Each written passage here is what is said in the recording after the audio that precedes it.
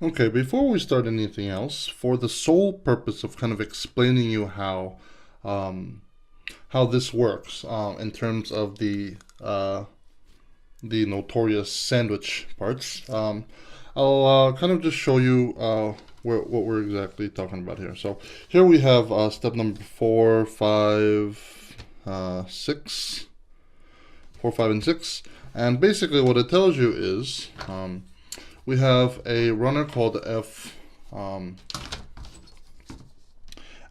and we have another runner called F2. Basically, if I rip off the runner and kind of cut them in half, the concept is fairly simple. What you're going to do is, obviously, the male is going to go into the female. So what you're going to do is you're going to take the opposite ends of the F1 and the F2 parts are going to go together too. So here we have F1, and then we have the other F1, and so basically they're gonna kind of reciprocate, and so it's fairly simple. You're just gonna sandwich them together. So very simply put, you're gonna have the flag on one side and then the flag of the F1 on the other side. So they'll basically go on like so. So we have the F1 backwards here, and then the F1 kind of forwards. You can read on the side like that. And basically, you just put the two runners together, and just squeeze them together, and they even have like little what's the word, tabs on the inside where they'll actually fit together into the hole in there. So yeah, sandwich gunpla, and you just kind of push them together, make them flush, all that good jazz. And yeah, that's pretty much it, really. Okay, so pretty much the same concept for the F2 runner. Only these what are the words? The inside joint parts are actually not going to be used. You're only going to be sandwiching these four pieces here. So again, same concept. The flags are going to be on the outside. This one's going to be, in this case, or if I flip it over, I guess that'll make it easier. So just like before, I have it faced on the outside, and on this side you can read F2. And you're just going to sandwich them together like so. And they'll pretty much just kind of snap together. And that's pretty much it, really. Okay. And so after you've sandwiched them, the process of removing them is fairly simple. Now you can go through and just use a set of nippers and just kind of cut them out. But for the purpose of kind of showing you what this does, I will explain. So if you look, there is an angled part to this part separator, and so you use it to leverage and kind of pop off the parts. So let me kind of explain. What you'll do is you'll take this and you'll shove the little hole right in between the actual gate. And what you're gonna do is, since it's angled downwards, right, you're gonna actually leverage it upwards, and it'll just basically pop off. And so now we have a broken off runner here. So you do the same thing for pretty much all the other areas. And yeah, I mean, once you hear that satisfying snap, I suppose that means the runner has successfully been removed from that part, and that's pretty much it. So yeah, and basically you just do the same for all the other parts. So same thing, I'll do it from the other side this time. You basically just pop that in there and leverage it down, and it'll just snap right off like so. Yeah, pretty simple. It's one of the like advertising gimmicks that they do for like, you know, trying to make mega sizes or sell and push mega sizes is basically they'll tell you that you don't need any nippers to build this kit. So if you're street building, or you know, if you got like a little kid who you don't want to be, you know, you don't want to have them playing around with nippers, I suppose it's one thing that you can kind of go and be like, yeah, safety is paramount. And so, yep, click, click, click. But obviously I'm gonna go through these in sand and everything. But pretty nifty little gimmick, I suppose. But I mean, it does leave you with some not so pretty numbarks.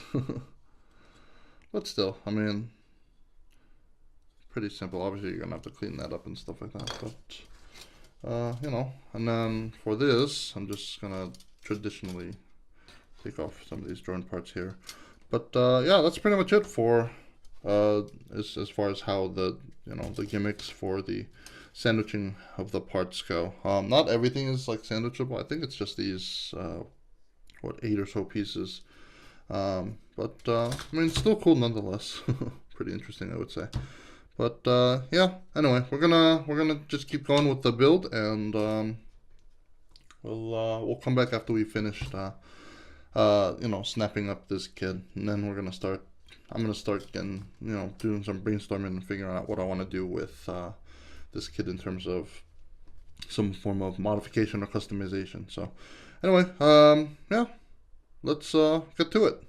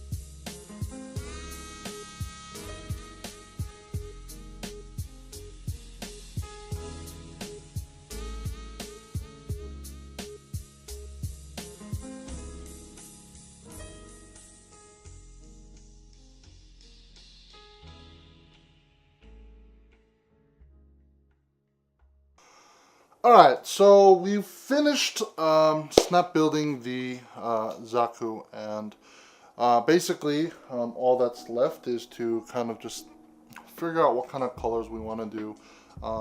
What I guess we're in basically the planning stage of what exactly we want to accomplish with you know, our build. And so I seem to have misplaced his shield somewhere. I think it's back in my room, but anyway, yeah, so pretty much done. Articulation is not, you know, gonna be very good because it is a mega size, but it's a fairly large kit, and I think it's gonna take a lot of paint to make this guy look, make anywhere close to decent. But I was kind of doing some brainstorming. It took me a couple days to kind of figure out what kind of paint scheme I want to go with. And you see here, I've got myself a box of paints, spray paints. I think I spent some like 40-50 bucks. Yeah, so I've got here a 180 milliliter bottle of gray primer. The Aircraft light gray here, as well as a can of just normal primer. This is supposed to be, I don't know, just extra just in case. Then I've got a bottle of Tamiya TS23 light blue, and I've got another color here. This is AS, aircraft color, US Navy, intermediate blue. So I'm pretty much gonna go with a slightly brighter color. I like to stay away from reds and greens, namely due to the fact that I am colorblind in a certain way. So I mean, certain reds and greens I can't see, but anyway, yeah, so pretty much these are gonna be my main colors, with the addition of some of the other colors that I have in here. So I've got TS51 Racing Blue, TS19 Metallic Blue. They're mostly Tamiya colors. This is a bottle of Italian Red, which I don't know, might look cool. Got Dark Blue TS55, Clear Coats Gunship Gray. I'm probably gonna end up using this maybe for the feet. We'll see. Metallic Red TS18, and PS, which is for polycarbonates, doesn't matter. PS31 Smoke, and here we got a Gundam Colors by Mr. Hobby, MS Yellow, and I think that's about it. Metallic Black, and yeah, that's about it. So, hopefully I can get this project done with just even what I have here, because I really don't want to spend any more money on spray paint, because they're really expensive and you end up wasting a lot of paint because they are in fact spray paints. But in any case, we're gonna basically get started on this build. I had a couple ideas, and I'm just kind of, you know, playing it by ear pretty much as I go. But one idea that I had was maybe turning this into a kind of really cool looking Zaku cannon, based off of the Zaku 2, and I think it would be kind of cool to turn his machine gun into a kind of cannon that goes over his shoulder. I think that'll be kind of cool, and I want to do some modifications to kind of make him more of like a heavy artillery type Zaku. I think that's kind of the direction that I want to go, and so hopefully this build will turn out pretty freaking cool, I hope. Anyway, yeah, let's just jump straight into some of the modifications that we're going to do first, and then from there we'll think about what we're going to do as far as paint and stuff like that goes as well. So yeah, just little bits and bobs here. I have a couple ideas. Hopefully they turn out how I think they're going to turn out in my head. We'll see. But yeah. Okay, so the idea that I actually had, as far as what I want to do with the Zaku here, I'm actually going to go ahead and remove his legs and stuff because I don't actually need them on right now. It'll be easier to manipulate them. Anyway, so hold on a second. Is that on there? Okay. So my idea is that with the Zaku back here, I was thinking about having a kind of like swivel mounted system where the gun would actually be attached to his backpack, and if it's not being utilized, it's gonna basically just kind of sit up. So my idea was either to use this, you know, the machine gun, or the abnormally large bazooka. But I'm thinking about using this because this will not be kind of, it won't be too overkill, and it'll also not be too heavy for this thing to work. So yeah, pretty much my idea is just that, to have a form of swivel system where the gun's gonna kind of be resting right back there, and if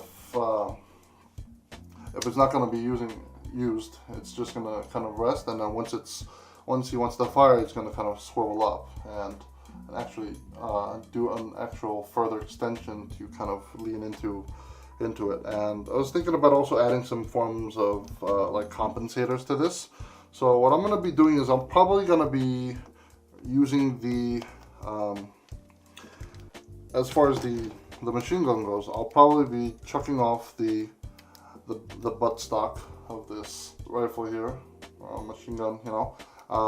So knock that off, hack that off there. Remove this bottom piece here that has the you know, the trigger and the, you know, the actual handle and stuff like that. Remove all that so that I have nothing but just the action and the upper receiver, as well as the cannon there. I haven't decided exactly what I want to do with this, but my idea is that, being that it actually has, you know, it already has a sight built into it, I thought it would be kind of cool to have it kind of extend out, and then that way he can actually, it'll just kind of automatically pop down and he'll be able to sight what he's shooting at. So I thought that would be kind of cool. So I would be kind of just using this sight as is and just kind of having that swivel down so that he can kind of see what he's shooting. And then, you know, it'll just kind of go back up, and then, you know, so I thought that would be kind of cool to have this kind of swivel thing where it'll come out. And so my idea initially that I had was to try and use, I don't know if you saw the unboxing, but I had this like old part of what I thought was like a normal port, but I realized it wasn't. But I had this like whole swivel system thing that I had, which was left over from the PG Stray red frame that I had, and this is that like sheath thing that kind of holds the sheath, and then the sheath goes in to this middle part, and then this part attaches to the side skirt or the you know, the waist. And I figured I could probably use this to kind of you know, finagle a, you know, jerry rig a form of swivel system, because I thought this actuation was actually pretty cool. So I figured if I could kind of just mount something onto here, modify that, clean that up to make it look kind of, you know, somewhat neat instead of all pointy and stuff, and then have it kind of come up over his shoulder, and then with the, you know, with the gun mounted onto this, it could kind of take an extra step further and, you know, sound effects, I'm sorry. But yeah, I just thought that would be kind of cool to you know, just kind of have that like cool actuation go as far as, you know, gimmicks go. So yeah, I'm gonna try to salvage this mechanic here, because I feel that that'll be kind of cool, but I have to find another way to actually make another form of swivel so that it'll actually go over his shoulder, and then we'll have this action going. So yeah, so let's see what we can come up with. Okay, all right, moment of truth. I'm actually gonna be hacking off the parts of the machine gun. So, alright, let's just rip the band-aid off, I guess. We're just gonna do it. Alright. Oh dear Lord. I actually think it might be easier to take it off, hack it off after I take it apart first. That might actually help. Scratch that. Maybe not. Alright. I don't know if this is gonna work, but oh, that's painful.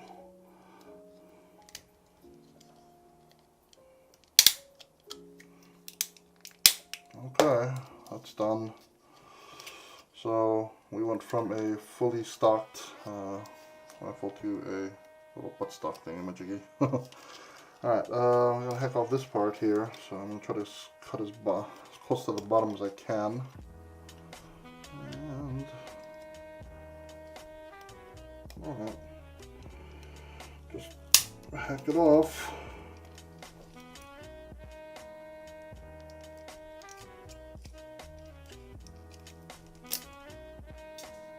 Okay. Alright, now this is going to be the tricky part. That's good. I'll take that all off.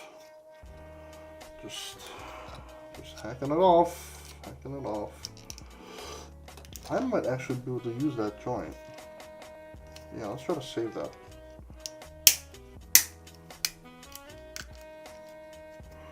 I know for some this might be extremely painful to watch, but I'm just taking off what I don't need.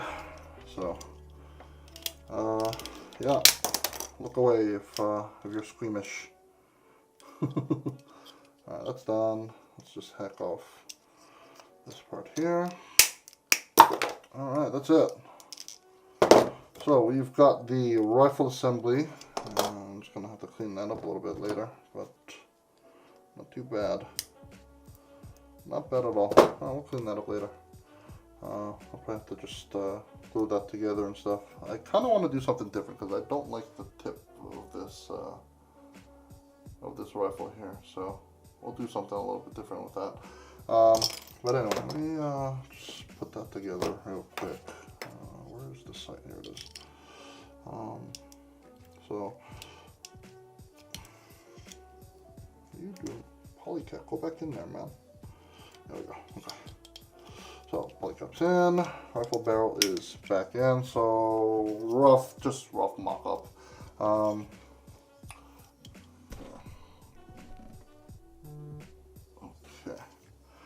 Alright, so basically I'm thinking I want to have this kind of up here and then have that swivel down like so. So clearance may be an issue,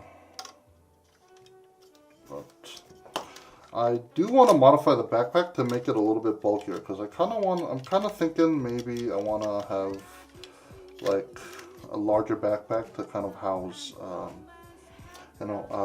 like a bigger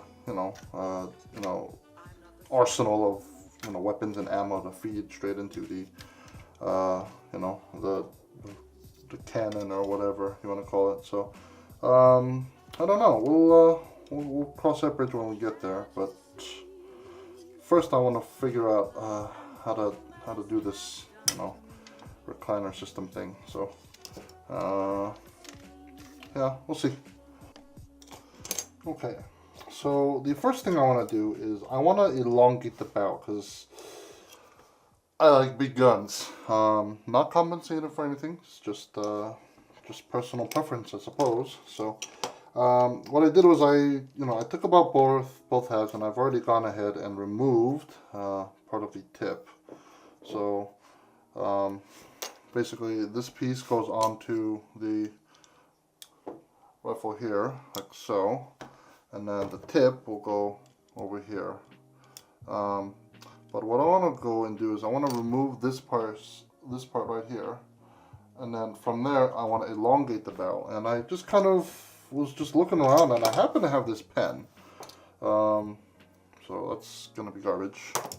But I figured this would kind of serve my purpose as a barrel extension. So I've already gone ahead and removed this part, and I just figured I'd just kind of attach this here and just have a longer barrel to have myself a longer cannon here. So I figured that could be kind of cool, and so yeah, so Zaku 2 based Zaku cannon.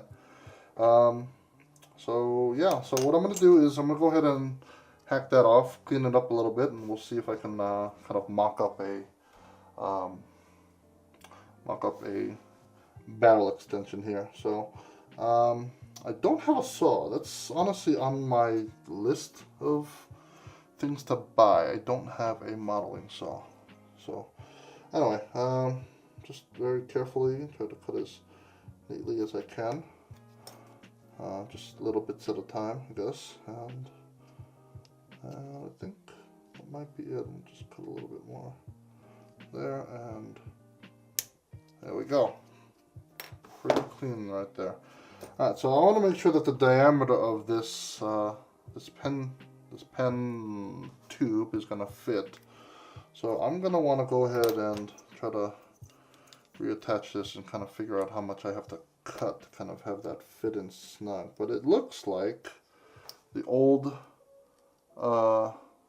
plastic just has to go for that to kind of just fit in perfectly. I don't know if you can see that.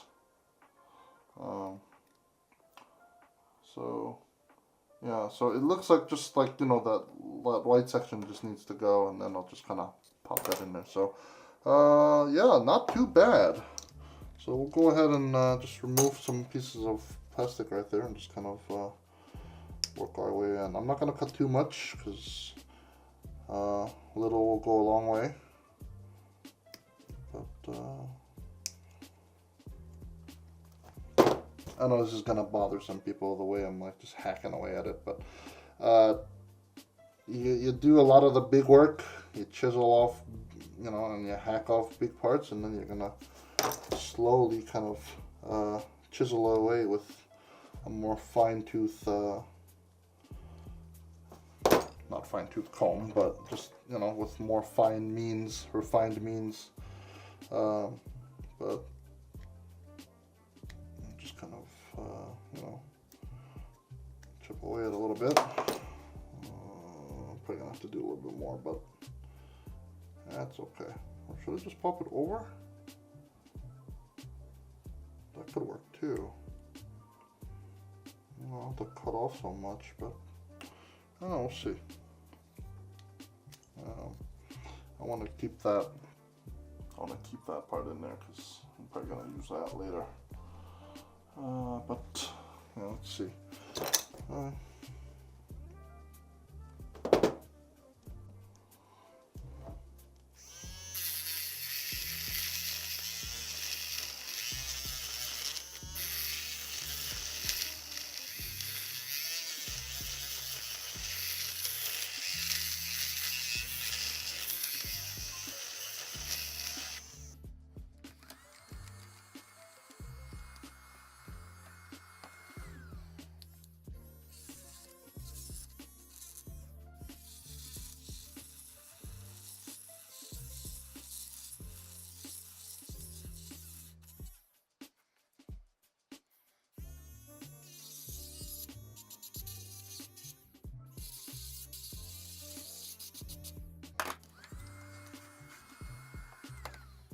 Alright. There's bits of plastic everywhere, but I think we got it. I cut out most of the part and I just kind of used this cheapo AA battery used rotary tool. I have a Dremel, but I couldn't be bothered to take it out, so just gonna use that one.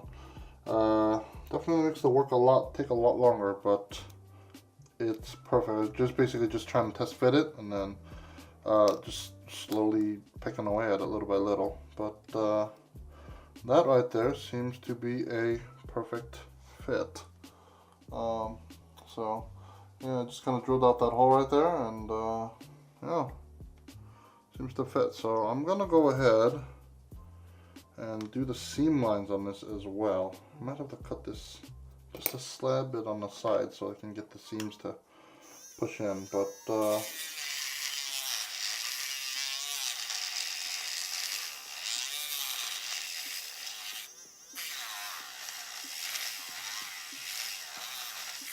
that looks like it's gonna work. Just dandy. Yeah, nice. And then from there, I'll probably go ahead and attach this barrel end to the edge over here somehow. Like so, and then have that cap on there, or maybe do something else. I kind of want something a little bit different than that, but we'll cross that bridge when we get to it. But I'm definitely going to need this part here, so I'm going to go ahead and do the seams and then attach this whole assembly together, and then we'll be in business.